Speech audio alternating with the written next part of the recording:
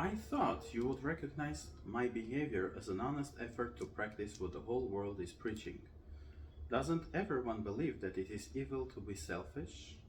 I was totally selfless in regard to the San Sebastian project. Isn't it evil to pursue personal interest? I had no personal interest in it whatever. Isn't it evil to work for profit? I did not work for profit, I took a loss.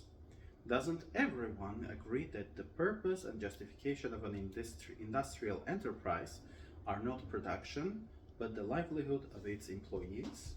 The San Sebastian mines were the most eminently successful venture in industrial history.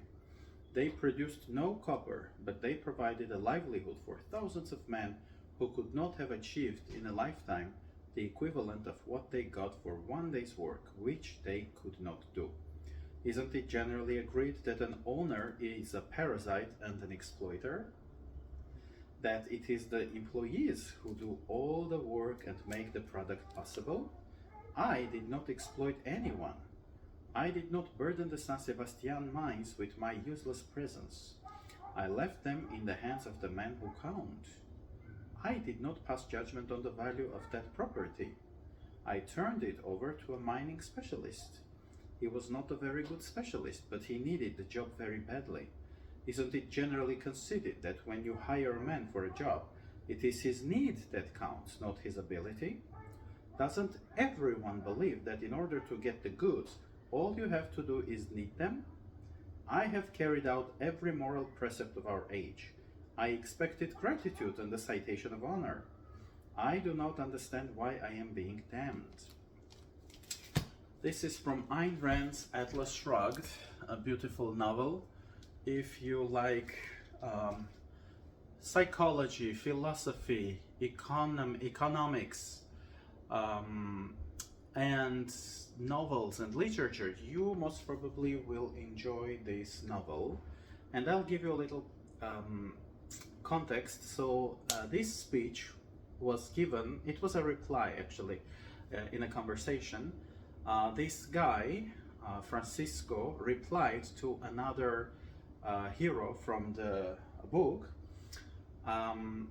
He was running mines, and he ran the mines the way people, especially on the political left, like socialists, communists, and collectivists in general, like the collectivists believe it should be run based on the need, not on competence, based on it could be cronyism, like when you involve people who are your relatives or a friend of a friend, etc., etc. And overall, his mines were the project failed. There was no copper in those mines because he did not go through the business himself, like the owner. Yeah, he inquires, he looks into the mines before buying them, etc. But he gave the job to someone who needed the job badly, but he was very bad at the job. So I think in some way this could be discussed in the context of diversity, equity, inclusion, although I'm not against that. I'm non-binary myself, I'm gay, I'm an immigrant, so I'm not advocating for exclusion in the negative meaning of the word, right? But still, needs-based economy is disastrous, and the book, the novel, actually demonstrates that in many interesting ways. So the copper mines of Francisco d'Anconia, one of the heroes, is one example, but there is even a worse and a more horrifying example of a factory that was again ran on the basis of need. It was a needs-based and needs-first business, and it was horrible. So unfortunately today we are, like, the world is, there is a fierce fight between the far right and the far left, yeah?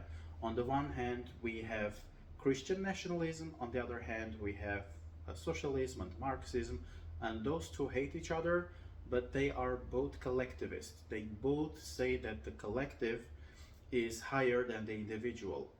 The political right says the collective is the Christian flock or one specific nation. In the left, they speak of the working class or different groups of individuals like women, LGBT people, etc. So both are collectivist, and both agree that the individual needs to be burdened with, it could be extra taxes, it could be higher debt, it could be harsh laws that stem from their collectivist agenda and their collectivist paradigm, and they both try to impose a lot on the individual. I'm an objectivist, so Ayn Rand, the author of Atlas Shrugged, she created her own philosophy, the philosophy of objectivism. If you want an alternative, you don't feel like neither the narratives of the Republicans nor those of the Democrats are supporting you, then the philosophy of objectivism might be something very interesting for you. So you could subscribe to my channel, you could read her book, the audiobook is available too. You could explore Ayn Rand. She also has non-fiction literature. She created an entire philosophy. And she was an immigrant herself. So she was a woman, she was an immigrant from the USSR. She was from a Jewish family. So you have someone who experienced the horrors of collectivism in Tsarist Russia and in the USSR. And she was able to leave the USSR under Stalin. So her background, even her personal life, is pretty interesting.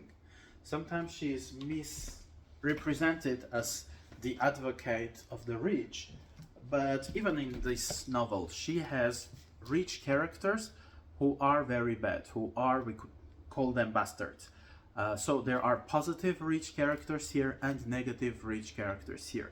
And it's inaccurate to label Ayn Rand as the advocate of the rich. She's advocating for the individual, for the free mind who wants to create. And you can create whatever you want. In this book, one of the main heroes is a woman. She de facto runs a railroad company. In another of her novels, The Fountainhead, the hero is Howard Rourke. He's an architect, so he's not even rich. And presenting Ayn Rand as the advocate of the rich is misleading. Those who do that clearly have not read the books of Ayn Rand, and they don't know what they're talking about. So that's it, and see you around.